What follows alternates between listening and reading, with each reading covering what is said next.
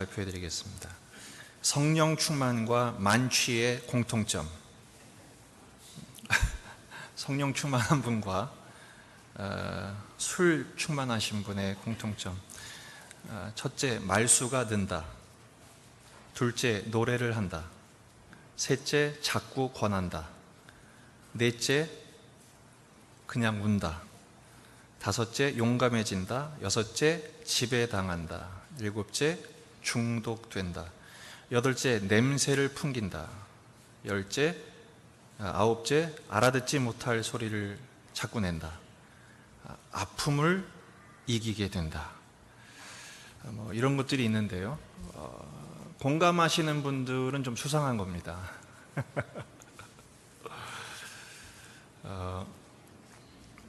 이번 주 목금토 2박 3일 동안 우리 어린이 캠프 또 청소년 캠프가 있습니다. 우리 아이들이 이 캠프를 통해서 성령 충만하게 되기를 바랍니다. 저 때는, 제가 학생부 때는 수련회라고 그랬습니다. 2박 3일 동안 진짜 수련회 했습니다. 기도원 같은 데 가가지고 막 밤에 그 공동묘지 앞에서 기도회하고 막 그랬거든요. 그래가지고 그 수련회가 성공적이냐 아니면 성공적이지 못했느냐의 그 굉장히 중요한 기준이 있었어요. 그게 뭐냐? 성령 받았냐 이거예요. 성령 받았냐. 그래서 막 방언이 터지고 막 체험을 하고 그러면 성령 받았다. 그럼 대박 난 거죠. 근데 아무 경험을 못했어요. 그냥 두려워 떨다가 졸다가 끝났어요. 그러면은 이제 망한 거로 그렇게 평가하기도 했습니다. 그러나 그런 그 기준들은 한때 우리에게 굉장히 중요한 신앙의 좋은 체험들이고 추억으로 남고 있습니다만 성경적인 바른 가르침은 아닌 것 같습니다. 오늘 본문을 보게 되면 오순절에 성령께서 강림하시면서 두 가지 성령에 대한 중요한 개념이 동시에 펼쳐지는 것을 봅니다. 첫째는 성령 세례고 또 하나는 성령 충만입니다. 보통 우리는 이 성령 세례와 성령 충만을 혼동할 때가 많습니다. 그게 그거 아니야? 이렇게 생각하기 쉽습니다. 하지만 매우 다릅니다. 이것이 명확해야 우리의 신앙의 질서가 바로 잡힐 수 있습니다. 대부분 혼동하고 있어요. 어떻게 다른가? 성령 세례는 단회적입니다. 딱 한 번 있는 겁니다. 그리고 수동적입니다. 내가 받고 싶어서 받는 게 아니라 받아지는 거예요. 주권적인 거죠. 성령께서 강권적으로 우리에게 임하시는 것입니다. 지금 오순절 성령 강림도 그렇습니다. 사실 다락방 공동체가 열심히 기도한 것도 있지만 바로 이 순간 이 오순절에 성령께서 오셔야만 하는 이유가 있기 때문에 성령께서 그들에게 세례를 부어 주신 것이죠. 창세전에 우리를 선택하셨고 예정하셨고 예수님을 보내서 그 구원을 완성하시고 그리고 그 구원을 우리에게 심어주시고자 성령께서 강권적으로 오셔서 성령 세례를 부어주신 줄 믿습니다. 아직도 여러분 지금 아멘 하신 분도 계시지만 글쎄 내가 성령을 받았나? 성령 세례 받았나? 이렇게 헷갈리시는 분들이 계세요. 여러분들이 정말 성령 세례를 받았다는 증거가 뭐냐? 고린도전서 12장 3절입니다. 같이 한번 읽어보십시다. 시작. 그러므로 내가 너희에게 알리노니 하나님의 영으로 말하는 자는 누구든지 예수를 저주할 자라 하지 아니하고 또 성령으로 아니하고는 누구든지 예수를 주시라 할 수 없느니라. 무슨 말입니까? 누구든지 예수님을 나의 주님, 예수님이 나의 주인이십니다, 예수님이 정말 나의 구원자이십니다 라고 고백할 수 있는 것은 내가 스스로 믿음을 가져서 내가 열심을 내서 그렇게 된 게 아니라는 거예요. 누구로 아니하고서는? 하나님의 영, 성령으로 아니하고서는 그렇게 될 수 없다는 것입니다. 다시 말해서 오늘 예배당에 나와서 진심으로 하나님을 섬기며 예수님이 나의 구주이신 것을 고백하며 예배하는 여러분들은 이미 성령 세례를 받으신 줄 믿습니다. 고린도전서 12장 13절에서도 한 번 더 강조합니다. 우리가 유대인이나 헬라인이나 종이나 자유인이나 다 한 성령으로 세례를 받아 그랬어요. 세례를 받아. 우리 번역은 명확하지 않지만 원문을 보면 과거형으로 되어 있어요. 성령을 세례로 받았다. 그러니까 우리 예수중앙 공동체는 성령 세례 받은 공동체인 줄 믿습니다. 그런데 여러분, 이 성령 세례는 단회적인 것입니다. 여러분, 결혼식은 어떻습니까? 결혼하고 나서 우리는 정말 서로 사랑하니까 매년 이걸 확인하는 의미에서 매년 결혼식 하자. 그런 부분은 없을 겁니다. 결혼식은 한 번 하는 겁니다. 성령 세례도 마찬가지입니다. 성령 세례도 한 번 받은 것으로 됐어요. 그래서 성경에서 성령 세례를 받으라 이렇게 말씀하신 적이 없습니다. 결혼식 함으로 신분이 바뀌죠. 전에는 처녀 총각이었다가 결혼하고 나서 어떻게 돼요? 기혼자가 되죠. 미세스가 되는 것입니다. 솔직히 물어봅시다. 미혼일 때가 편합니까? 결혼하고 나서가 편합니까? 너무 그렇게 단호하게 대답하면 제가 당황스럽잖아요. 사실 결혼하기 전이 훨씬 더 편합니다. 왜? 내 마음대로 살면 되니까요. 자기중심적으로 살았으니. 하지만 결혼하고 나서는 바뀝니다. 어떻게 바뀝니까? 서로를 배려하고 서로를 생각하고 사랑하면 사는 존재로 바뀝니다. 그래서 결혼은 그 인생에 굉장히 중요한 한 획을 긋는 사건인 것처럼 성령 세례도 우리 인생에 굉장히 중요한 획을 긋는 사건이 되는 것입니다. 어떤 획입니까? 결혼은 신랑과 신부가 결혼하여 한 몸이 된 것처럼 우리와 성령님이 하나가 된 것이기 때문에 그렇습니다. 내 안에 성령님이 지금도 살고 계심을 믿습니다. 성령 세례 받은 것이죠. 그 다음에 두 번째 중요한 게 뭐냐면 성령 충만입니다. 성령 세례 받은 사람은 단 한 번 성령 세례 받은 것으로 지속되지만 성령 충만해야 할 숙제를 안게 됩니다. 성령 세례가 단회적인 것이라면 성령 충만은 반복적인 것입니다. 성령 세례가 주권적인 하나님의 인재로 인한 수동적인 것이라면 성령 충만은 능동적으로 우리가 애써 취하여 얻어내야 하는 것입니다. 여러분, 놀라운 사실은요, 어젯밤에 성령 충만했어도 오늘 아침에 성령 방전될 수 있습니다. 성령 충만은 매일 매순간 확인하고 노력하여 얻어내야 되는 것입니다. 그래서 에베소서 5장 18절 말씀, 술 취하지 말라 이는 방탕한 것이니 오직 성령으로 충만함을 받으라 이렇게 말씀하고 있는 것이죠. 여러분, 결혼한 사람은 결혼한 것으로 이제 완전히 해피합니까?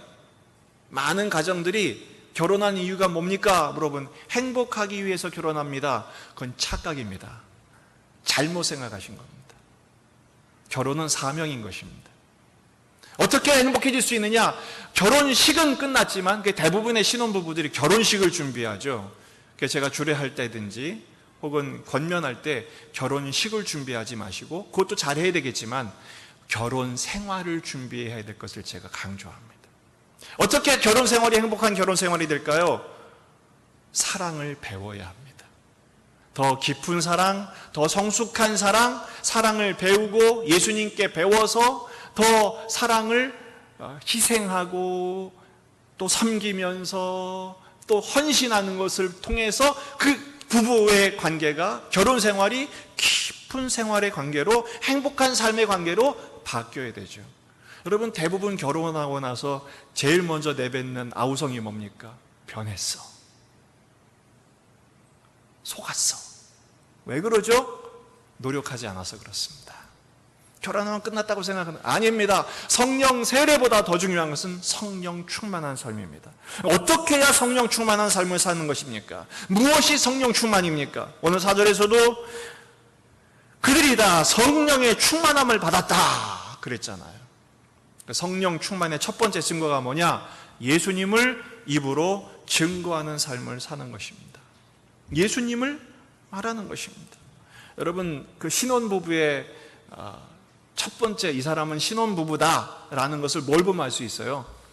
입만 열면 신랑 얘기, 입만 열면 신부 얘기입니다. 입만 열면 결혼한 것으로 인한 행복, 그걸 얘기하기 바쁜 것이죠. 여러분 마찬가지입니다. 성령 충만이란 뭐냐? 입만 열면 누구 얘기하는 거예요? 예수님 얘기하는 거예요. 사도행전 4장 31절을 보면 빌기를 다음에 모인 것이 진동하더니 무리가 다 성령이 충만하여 담대히 하나님의 말씀을 전하니라. 예루살렘 다락방 공동체는 성령 충만을 받고 나서 성령 충만한 첫 번째 증상이 뭐냐? 그들은 하나님의 말씀을 전하는 일에 모든 것을 걸었어요.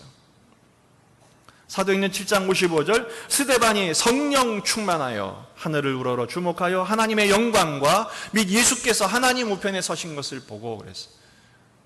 이 스데반이 지금 어떤 상황입니까? 돌에 맞아 죽고, 돌이 막 날라와서 머리도 때리고 가슴도 때리고 얼굴도 맞고, 그런 중에도 스데반은 성령 충만해서 누가 보이는 거예요? 예수님이 보이는 거예요. 나를 돌로 치는, 나를 죽이고 있는 사람들이 보이는 것이 아니라 누가 보이는 거예요? 성령님이 보이시는 거예요. 성령께서 누구를 보게 하시는 거예요? 예수님을 보게 하시는 거예요. 사도행전 13장 50절 이하, 이에 유대인들이 경건한 귀부인들과 그 신의 유력자들을 선동하여 바울과 바나바를 박해하게 하여 그 지역에서 쫓아내니 두 사람이 그들을 향하여 발에 티끌을 떨어버리고 이고니온으로 가거늘 제자들은 뭐가 충만했어요? 기쁨과 성령이 충만하니라. 사도행전은요, 성령행전인데 성령으로 충만한 이 사도들이 뭐 한 거예요?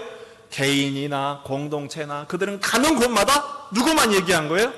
예수님을 전하는 일에, 예수님의 복음을 전하는 일에 전부가 되었던 것입니다.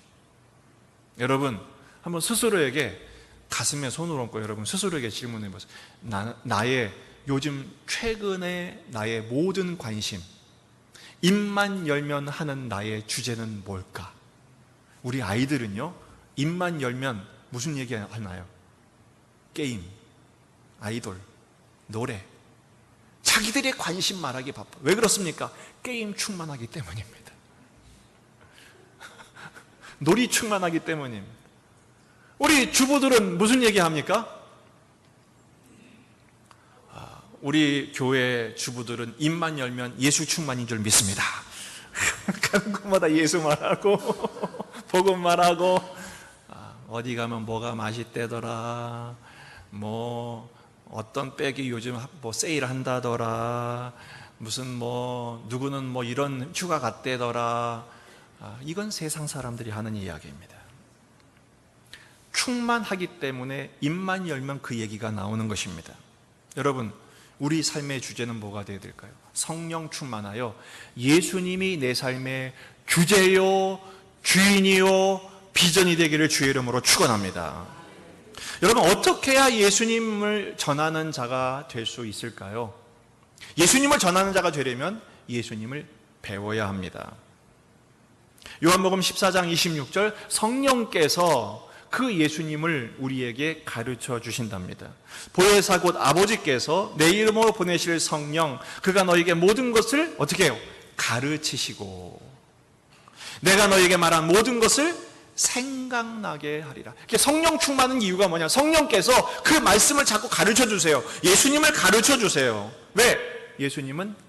성령님은 말씀의 영이신데 예수님의 말씀을 가르쳐 주시고 예수님의 말씀대로 살도록 인도하시는 분이시기 때문에 그렇습니다. 우린 지난주에 성령님이 오순절에 오신 이유를 생각해 봤습니다. 왜 오순절에 오셨죠? 오순절은 말씀의 절기였잖아요. 말씀의 절기에 말씀의 영이신 성령께서 오셔서 그 초대교회의 성도들을 말씀의 사람, 말씀의 공동체로 바꿔주신 거예요. 여러분, 우리는 명실공히 말씀의 전문가가 되어야 될 줄로 믿습니다. 여러분, 놀랍게도요, 이단들이 누구만 공격하는 줄 아십니까? 믿지 않는 사람들을 전도 대상으로 여깁니까? 믿는 사람들을 전도 대상으로 여깁니까? 믿는 사람들을 전도 대상으로 여깁니다. 지금 신천지, 이만희가 교주인 신천지가요, 시작된 지 몇 년 되지 않았음에도 불구하고 지금 그들의 목적은 뭐냐? 숫자적인 14만 4천을 채우는 거예요. 그런데 이미 목적을 초과 달성했어요. 그 10몇만 명이 다 어디서 빠져나간 사람들이에요? 어디서 미혹당한 사람들이에요? 기존 교회에서 미혹당한 사람들이에요. 뭘 가지고 미혹해요? 말씀 가지고 미혹해요. 성경 가지고 미혹해요. 내가 말씀 위에 든든히 서지 않으면 당하게 되어 있습니다. 여러분, 아담과 하와를 뱀이 뭐로 꼬입니까? 하나님의 말씀으로 꼬이지 않습니까? 야, 하나님이 먹으면 진짜 죽는다고 하냐? 주님, 하나님 뭐라고 말씀해요? 반드시 죽으리라. 근데 죽을지도 몰라. 분명하지 않으니까 미혹당하게 되어 있는 것입니다. 여러분, 성령께서 말씀으로 인도하심을 따라 가르쳐 주시고 생각나게 하신다고 그랬잖아요. 따라해 봅시다. 성령님, 가르쳐 주세요. 성령님, 깨닫게 해주세요. 여러분, 요청하고 말씀을 묵상하고 읽고 암송하고 듣고 또 확인하고 순종하고 실천할 때 말씀의 사람이 될 줄로 믿습니다. 예수의 사람이 될 줄로 믿습니다. 그렇게 되지 않으면 어떻게 됩니까? 디모데전서 6장 3절 이하입니다. 누구든지 다른 교훈을 하며 바른 말, 곧 우리 주 예수 그리스도의 말씀과 경건에 관한 교훈을 따르지 아니하면 그는 교만하여 아무것도 알지 못하고 변론, 언쟁을 좋아하고 이로써 투기와 분쟁과 비방과 악한 생각이 나며 마음이 부패하여지고 진리를 잃어버려 경건을 이익의 방도로 생각하는 자들의 뭐가 일어나요? 다툼이 일어나는지라. 정확한지는 모르겠지만 한국교회 7, 80%가 현재 분쟁 중이랍니다. 교회 안에서 자기들끼리 싸우는 거예요. 많은 가정이 분쟁 중이랍니다. 남편과 아내가 싸우고 부모와 자식이 싸운답니다. 다툰답니다. 행복해야 할, 서로 사랑하기에도 모자란 우리의 인생을 다툼으로 채우는 이유가 뭡니까? 예수 그리스도의 말씀, 성령의 인도하심을 따르지 않기 때문입니다. 여러분, 교회의 건강성은 어디에 있어요? 주님의 말씀을 말씀대로, 복음을 복음대로 선포할 때 그 말씀을 성령의 감동하심을 따라 그대로 받아 그렇게 순종하며 살아가는 자들로 채워지면, 그렇게 말씀으로 채워지면 하나님이 그 인생을 복되고 건강하고 행복한 가정으로 만들어 주실 줄 믿습니다. 우리는 성령 충만한 공동체가 되어야 합니다. 성령 충만한 성도가 되어야 합니다. 그건 다름 아닌 예수 충만이요, 말씀 충만이요, 말씀대로 순종하는 자의 삶을 살아가는 것입니다. 말씀 충만, 예수 충만한 우리가 되기를 주의 이름으로 축원합니다. 그런 거 있잖아, 손대면 톡하고 그 복음성가잖아요. 터질 것만. 여러분, 손대면 뭐가 터져요? 성질이 터지잖아요. 우리는 손대면 뭐가 터져야 돼요? 예수님이 터지기를 바랍니다. 두 번째, 성령 충만은 예수님을 입으로 증거하는 것임과 동시에 예수님을 삶으로 드러내는 삶을 사는 것입니다. 저는 참 감사한 게 뭐냐면 우리 성도들이 자기 입으로 예수님에 대하여 이야기하고 하나님의 말씀을 이야기할 때 너무너무 행복합니다. 왜냐하면 목회를 잘한 거니까요. 그리고 참 잘 자라고 있다는 증거니까요. 그런데 그런 행복과 동시에 좌절을 동시에 경험할 때도 있습니다. 그게 뭐냐? 말로만 떠들 때. 말로는 하나님 얘기, 말씀 얘기 뭐 다 얘기하는데 사는 걸 보면 전혀 바뀌지 않아요. 여러분, 말로 전하는 것도 중요한데 그보다 더 중요한 게 있습니다. 변화되는 것입니다. 예수님의 말씀만큼 살아가는 것을 말합니다. 여러분, 성령 충만의 결과가 무엇이 되어야 할까요? 지금 한국교회는 방향이 살짝 빗나갔습니다. 그래서 지금 한국교회가 진통을 겪고 있는 것 같습니다. 그 많은 이유 중에 하나가 제가 진단하기로는 이겁니다. 성령 충만의 결과는 성령 은사가 아니어야 합니다. 우리는 지금까지 성령 충만의 결과를 성령의 은사로만 국한시켰습니다. 그래서 은사를 받았느냐, 방언을 받았느냐, 체험을 했느냐, 그거로만 판단을 해버렸기 때문에 지금 우리가 이런 진통을 겪고 있는 것입니다. 따라합시다. 성령 충만의 결과는 성령의 은사가 아니라 성령의 열매여야 한다. 바로 그렇습니다. 은사는 성령 충만한 증상이요, 사역을 할 때 필요하게 허락하신, 교회를 건강하게 만드는 데 허락하시는 도구일 뿐이고, 성령 충만의 결과는 성령의 열매여야 됩니다. 그 성령의 열매는 뭡니까? 다름 아닌 예수님의 성품과 인격이어야 합니다. 갈라디아서 5장 22절 이하의 말씀입니다. 오직 성령의 열매는 사랑과 희락과 화평과 오래 참음, 자비, 양성, 충성, 온유, 절제니 이 같은 것을 금지할 법이 없느니라. 그리스도 예수의 사람들은 육체와 함께 그 정욕과 탐심을 십자가에 못 박았느니라.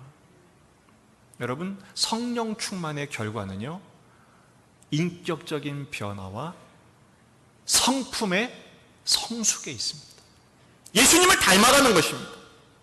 예수님에 대하여 이야기만 하는 것이 아니라 실제로 내가 배우고 깨달은 예수님의 마음, 예수님의 뜻, 예수님의 인격을 내 삶에 담아 변화되고 닮아가는 것을 의미합니다.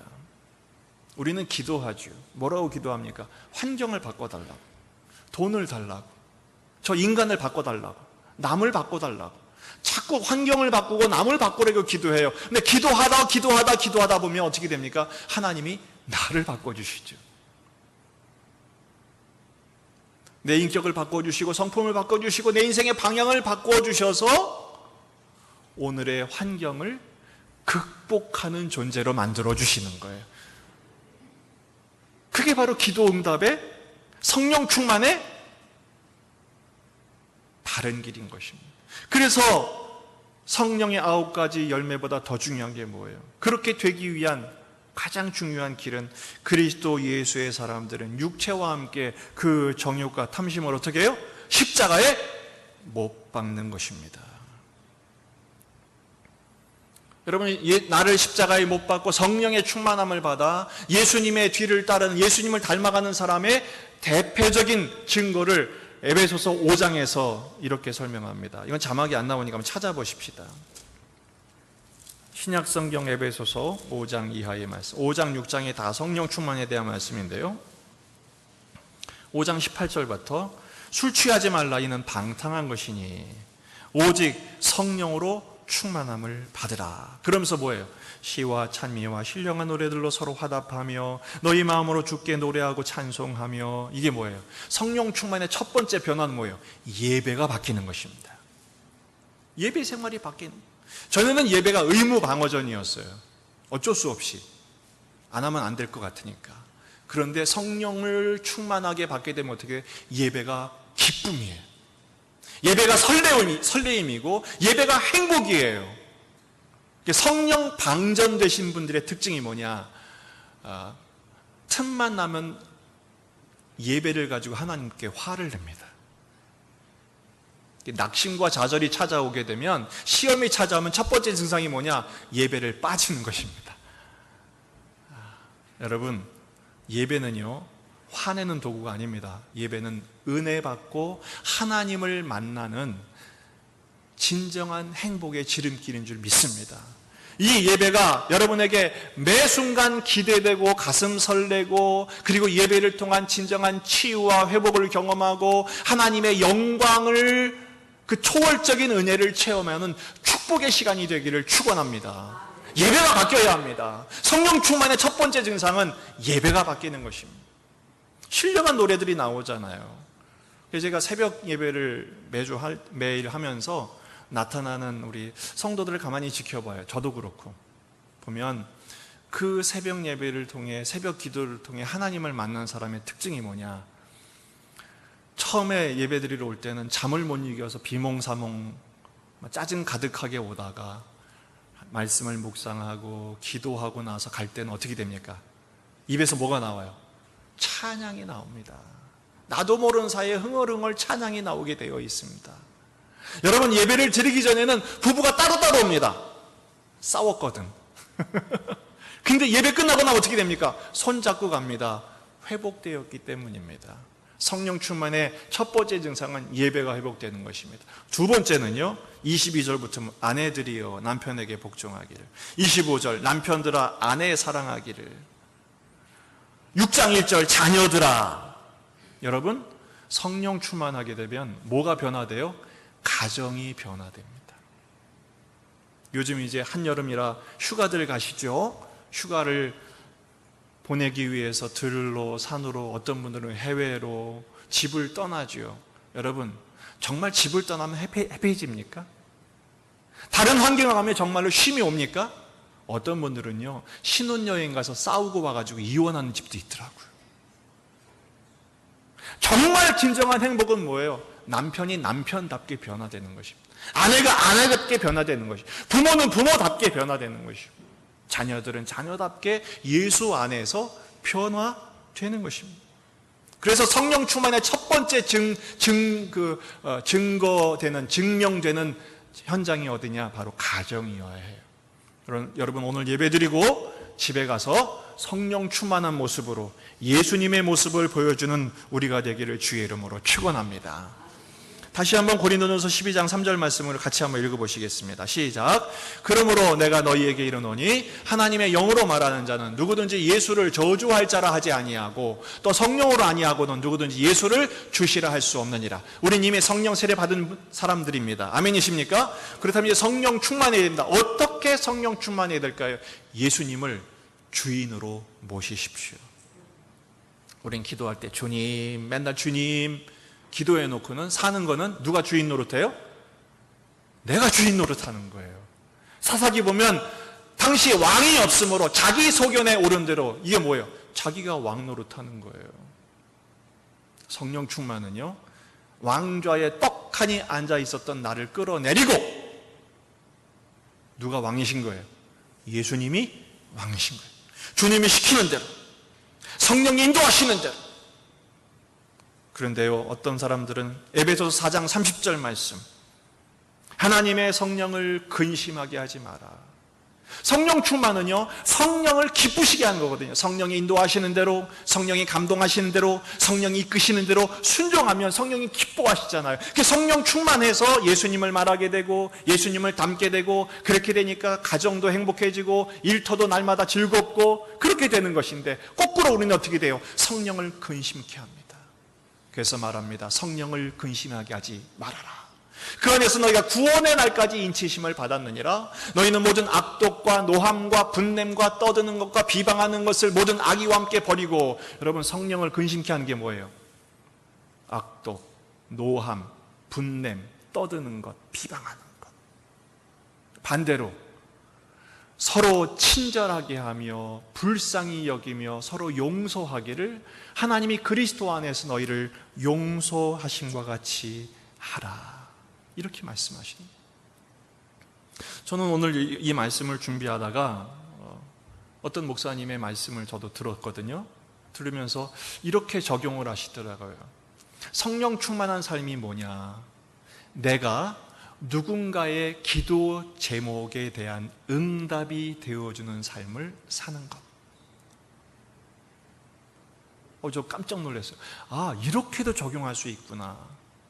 그래서 저도 오늘 이 말씀을 여러분들에게 이렇게 적용하기를 요청합니다. 우린 기도할 때 주여 내 응답만 들어주세요, 우리 집만 응답해 주세요, 그게 아니라 내게도 응답하실 뿐 아니라 하나님께서 또 누군가의 기도에 대한 응답으로 나를 사용해 주세요. 그게 뭐예요? 나만을 위한 인생이 아니라 주님을 위한 인생이고, 주님께서 또한 그를 위한 축복으로 나를 쓰실 수만 있다면 얼마나 복된 인생이 되겠습니까? 또 한 가지, 그건 좀 어렵다면 좀 더 쉬운 거로 설명해 드릴게요.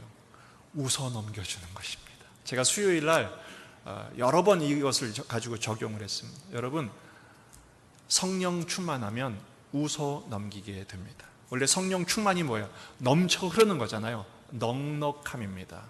여유가 생기는 거예요. 요즘은요, 그러기가 좀처럼 쉽지가 않습니다. 너무 더워요. 짜증나요. 힘들어요. 들려온 소식들이 다 우리를 짜증나게 합니다. 하지만 우리는 예수로 채워지고 예수를 말하는 사람으로서 어떻게 합니까? 웃어 넘겨줄 수 있는 것입니다. 누가 물어보면 한번 따라해 보십시다. 괜찮아요. 그 표정 말고. 어떻게? 웃으면서. 자, 한번 생글생글 웃으면서 괜찮아요. 좋아요. 여러분, 이게 굉장히 어려운 일입니다. 하지만 이것보다 더 좋은 적용과 실천은 없는 것 같아요. 사람은요, 원판불변의 법칙에 의해서요, 생긴 건 어쩔 수 없습니다. 그런데 같은 얼굴에서 두 표정이 나옵니다. 하나는 천사의 얼굴이요, 하나는 악마의 얼굴입니다. 언제 천사의 얼굴이 됩니까? 성령 충만할 때. 한번 천사의 얼굴로 다시 한번 해보십시다. 괜찮아요. 좀 더워도 괜찮아요. 아직 충만하지 못하신 것 같습니다만. 좋아요. 괜찮아요. 다 잘 될 겁니다. 주님이 인도해 주실 것입니다. 여러분, 예수님을 말하고 예수님을 보여주는 삶을 통해서 아직은 부족하지만, 여러분, 중요한 게 있어요. 자동차에 기름이 떨어지면 어디 가면 돼요? 주유소 가면 돼요. 우리가 성령 방전될 때가 있어요. 그래서 오히려 성질 충만이 나올 때가 있어요. 그때마다 어디로 가면 돼요? 영적인 주유소로 찾아가십시오. 은혜의 보좌 앞에 나가 주 앞에 간구하십시오. 성령님 가르쳐 주세요. 성령님 도와주세요. 성령님 생각나게 해주세요. 성령님 충만하게 해주세요. 성령께서 우리를 도우시고 충만한 삶으로 만들어 주실 줄 믿습니다.